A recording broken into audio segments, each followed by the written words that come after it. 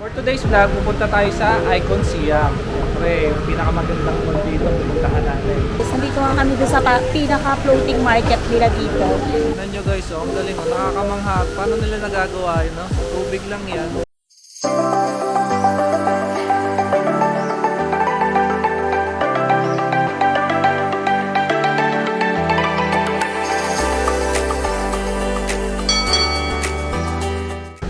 Hi guys! Welcome back to our YouTube channel! And for today's vlog, dito tayo sa Nandito pa rin tayo sa Cheongnon-si BTS station. For today's vlog, pupunta tayo sa Icon Siam. Ta-transfer lang tayo from BTS Silom Line dun sa isang isang train papunta naman dun sa mismong Icon Siam. So tara, tingnan natin paano pupunta doon.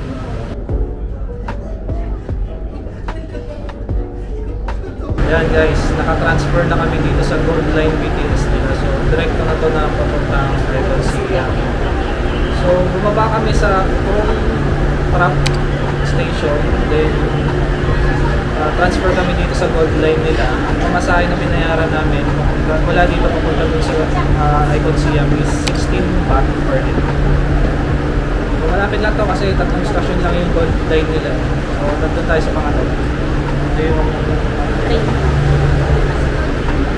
medyo maliit siya compared dun sa mga main line ng BTS nila kasi parang lang to, short distance travel. transfer lang talaga dun sa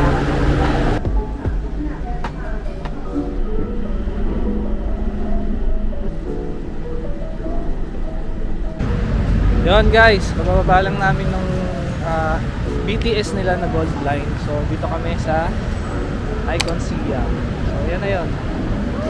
Ito lang yung station, no? Sa likod. So bababa lang kayo, direkta na kayo dito. So very accessible to.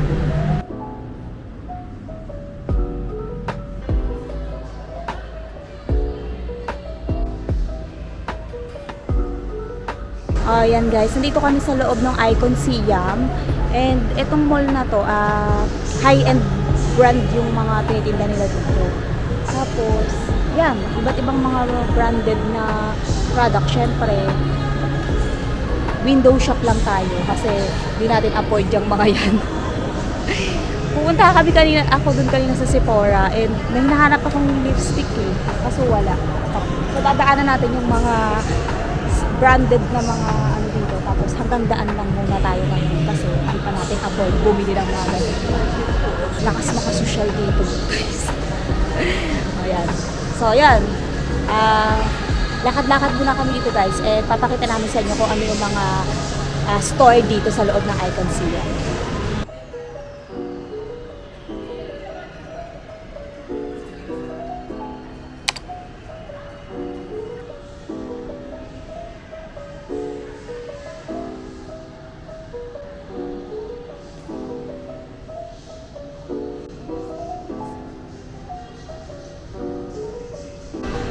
Oh, yan guys. Nagkakad-lakad pa kami dito. Tapos, madami pa talagang mga store na dito, mga branded. Tapos, dito, sa likod ko yung Bulgari. And, nandun yung Prada, Fendi, and Saint Laurent. Kung magkakaroon ako ng isang branded na item, gusto ko, pinakaunang-una ko magbibili. Yung Saint Laurent na yun. Wala lang, gusto ko yung brand na yan. Tapos nandun yung Hermes. Ayun. So ngayon ay hanggang ganyan lang muna tayo. Daan-daan lang tayo sa kanila. Malay nyo, di ba? Makakabili din tayo ng one day. So ayan, maglilibot pa kami dito sa loob ng mall. Tapos ito nga pala guys, overlooking dito yun. Ay, hindi ko nakikita. Basta meron dyang river. Tapos ang ganda dun sa baba. So, pupunta tayo dun mamaya. Tapos, napakita namin sa inyo ano meron pa dun sa baba.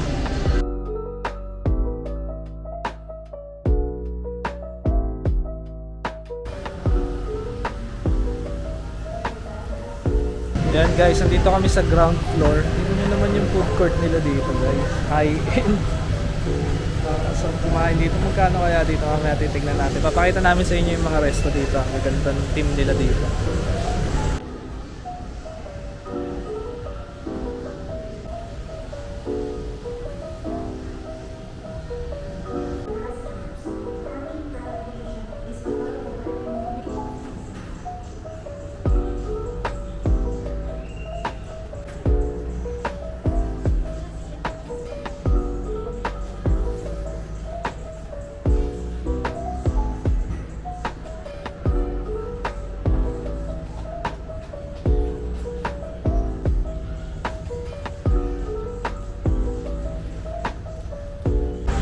Oh, yan guys. Nandito pa rin kami sa loob ng mall na Icon Siam. Tapos nasa likod ko yung Souk Siam. Nandito sa loob nito yung floating market. Imagine nyo guys ha. Mamaya puntahan natin. Nasa loob ng mall yung floating market. Hindi pa ito yung sikat na floating market dito sa Thailand. Marami naman artificial lang yung tubig, yung river nila dito. Kasi meron talaga dito sikat sa Thailand na yung floating market talaga na literal. Ito, nasa loob lang siya ng mall. So tara, samahan nyo kayo pumunta tayo sa mall.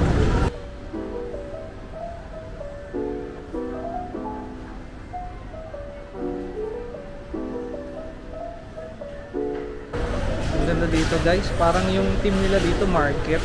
Market na Yung kanina, parang mga high-end restos yun. Dito naman market yun. Ganda. Very festive ito. Diba? literal na market. Pero ang nasa mall siya. Tapos syempre aircon. Tapos ang ganda naman kami. Ang daming stalls dito.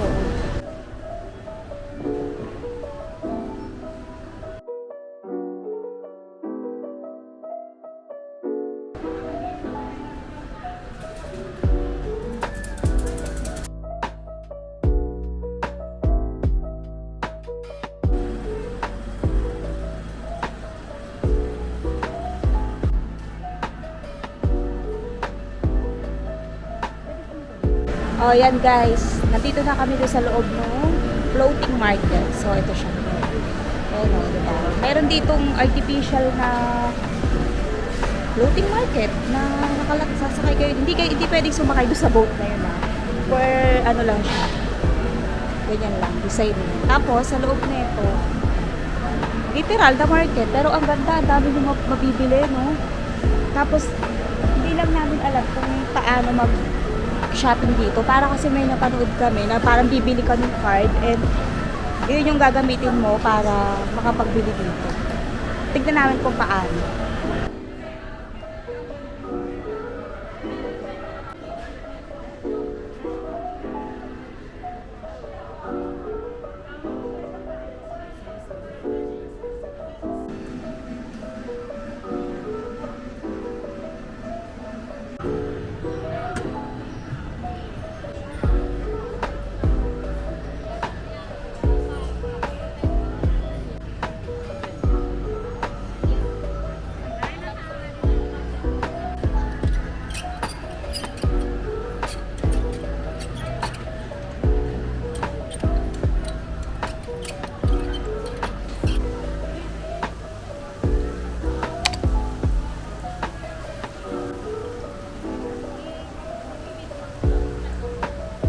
Yan guys, nandito nga kami doon sa pinaka-floating market nila dito. Nasa gitna yung artificial na floating resto o floating market. Tapos, hindi naman pwedeng sumakay doon kasi nga ano lang siya, artificial lang siya. Pero yung concept niya is ganun pa doon. May mga nagtitinda dito sa gilid. Tapos, nandun yung boat nasa gitna naman. Artificial. Ito, ganun lang siya. Medyo lalakad din kayo ganyan. So, may mga nagtitinda. Ito. Meron siya dito. Ayan. Diba? Ayan, ganyan lang siya. Maiksi lang siya kasi nga nasa loob lang naman dito ng mall. So, yun guys. Malawak pala to. Maglalakad-lakad pa kami. Tignan pa natin kung ano pa yung mga ibang makikita dito sa loob ng market na to. Na nasa loob ng Icon Siam Mall.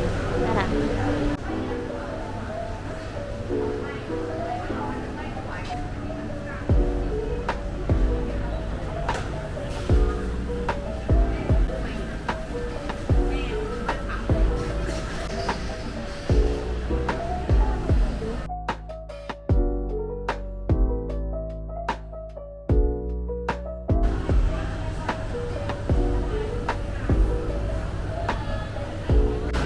Oh guys, nandito naman kami sa second floor ng Icon Siam.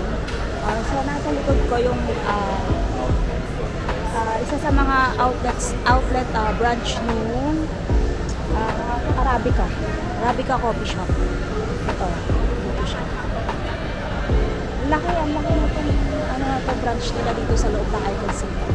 Second floor pa lang kami ha, hanggang ano to, 2, 3, 4, 5, 6, hanggang 7th floor or 6th floor yata to. So lilibutin pa namin itong buong to para makita nyo kung ano nga meron dito sa loob ng mall na to.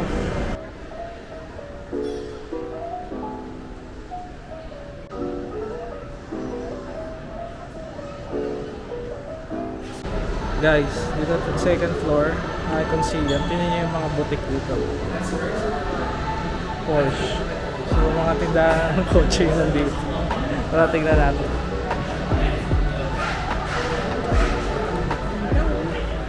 Ano pa gagawin na?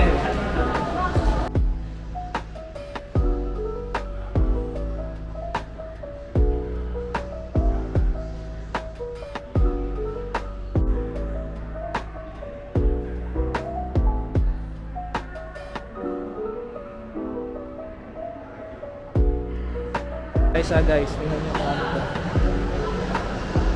Maserati. Tara, tingnan natin.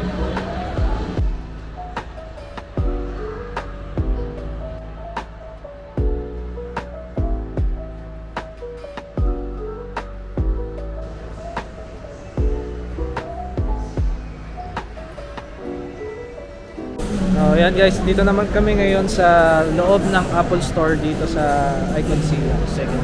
Laki ng nila dito, ng store nila dito. Tsaka tingin ko kompleto lahat ng Apple products dito.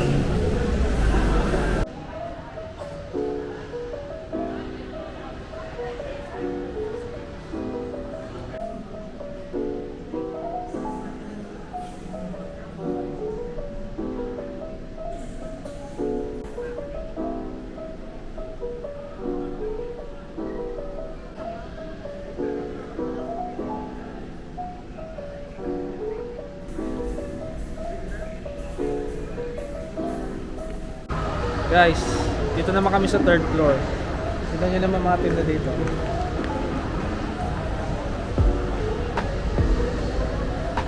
BMW naman dito guys, tingnan nyo maganda.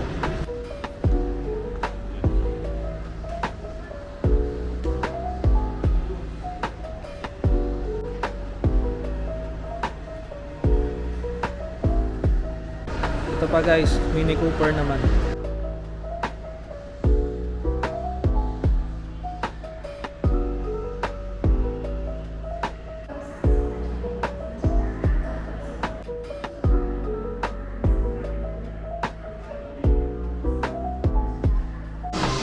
Okay guys, so dito naman tayo sa 5th floor.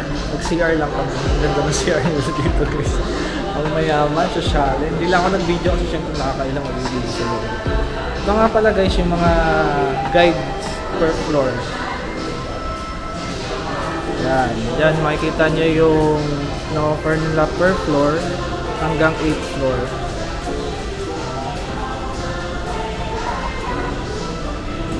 Okay guys, nandito na kami sa 6th floor. So maraming magagandang kainan dito guys. Tignan nyo naman mga high-end. Wow! Ito Teka lang. yun! Tingnan nyo muna. Oh. Tapos tingnan nyo naman to. Ganda ng fountain. Ewan ko kung nakikita nyo ha. Lilipat kami ng angulo para makita nyo. Oh guys, nandito na nga kami sa taas, sa pinaka taas nito. Hanggang 6th floor pala to. Tapos, sa pinaka-gitna niya, tingnan nyo guys oh, na merong fountain. Tapos, ang ganda-ganda. Yan, tapos, yung fountain nila, ewan ko kung nakikita nyo ha, habang umabagsak siya, may letter siya. Tapos, yung letter ay Icon Siam. Ang ganda guys. Medyo malamig dito, gawa nga ng may waterfall. Ganda sa picture dito. So, yan. May specific na resto kung saan pwede kayo pumesto doon sa gitna na yun. Kasi doon sa binabagsakan ng tubig, meron doon floating table na may table. Pwede kayo doon umupo. Kaso nga lang, medyo mababasa kayo. Gawa ng malakas yung bagsak ng tubig. So, yun. Ang ganda.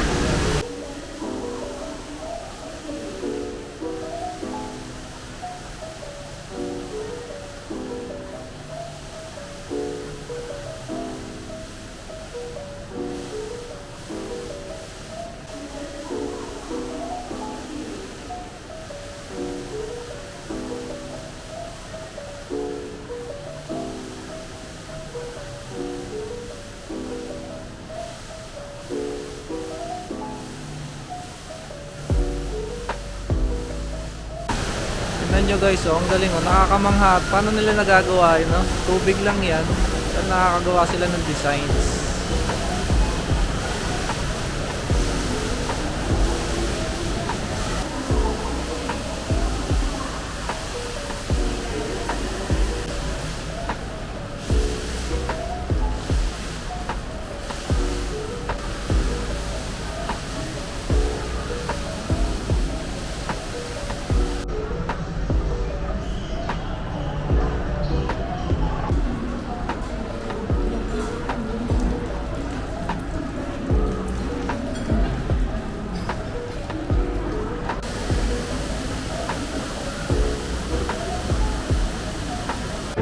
Oh guys, nandito pa rin kami sa taas, sa 6th floor. Nandito din sa 6th floor yung cinema nila. Tingnan nyo.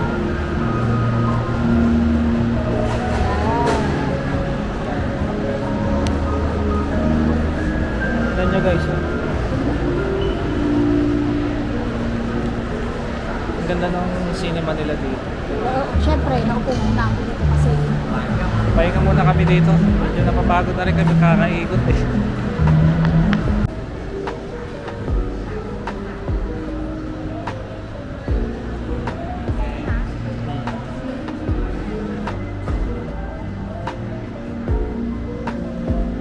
Pwedeng self-service yung cinema nila dito.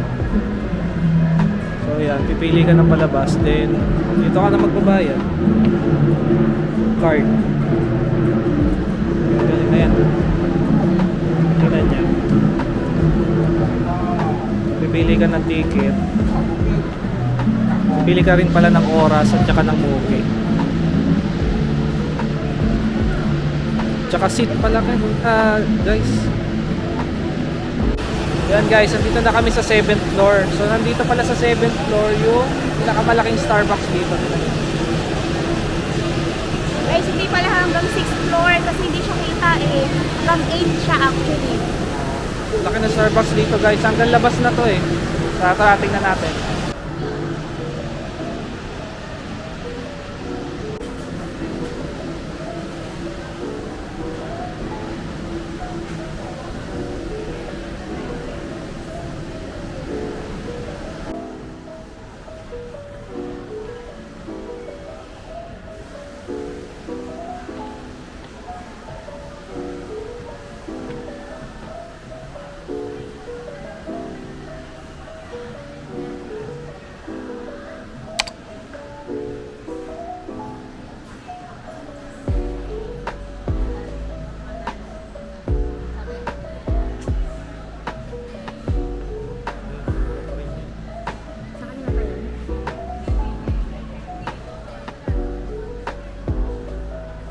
Ayan guys, so nandito kami sa parang second floor ng Starbucks nila.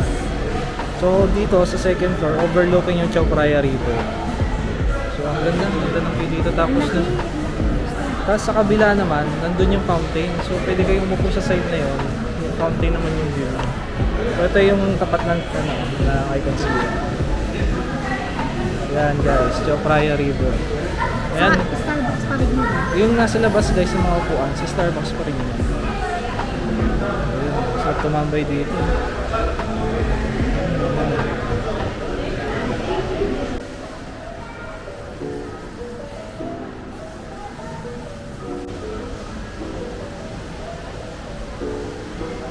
So ayan guys, dito na kami sa 8th floor. Parang private event hall tong ano na to eh. Ayan. So sarado siya kasi nga pag may mga event siguro diyan ginaganap. Pero meron isang cafe dito na merong magandang terrace sa labas. So yun, kung gusto nyo pumunta dito, ito lang, medyo maliit lang yung area niya kasi nga para doon sa hall. So bababa na kami para doon naman tayo sa pinaka-terrace sa baba.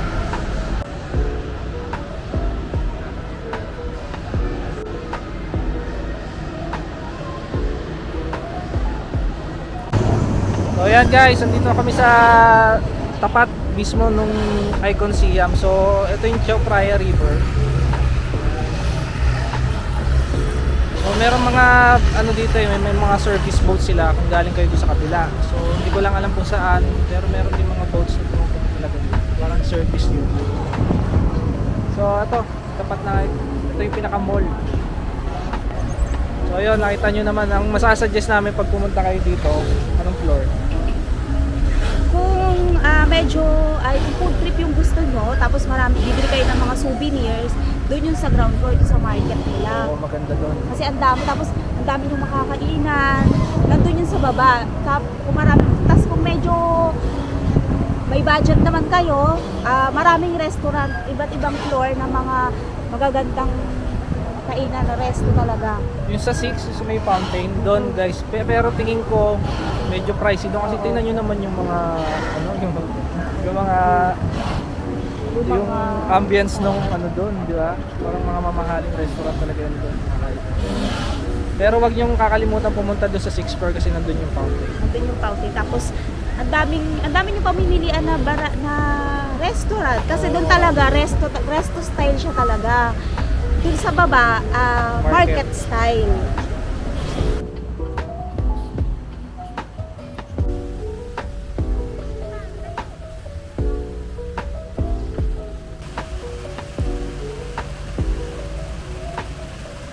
So ayun, pabalik na kami ngayon sa hotel namin. So dito na namin tatapusin tong vlog.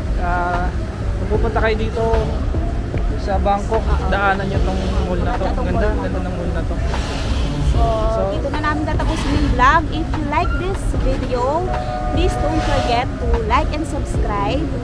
And mag-comment na din kayo kapag may mga questions kayo, suggestions. And thank you pala dun sa mga subscribers namin na nanonood sa amin. Thank Yes, you. thank you. So, And yun, meron pa kaming mga vlogs na ilalabas dito sa Bangkok, Thailand. So abangan nyo yun. So ayun guys, see you next vlog. Bye-bye!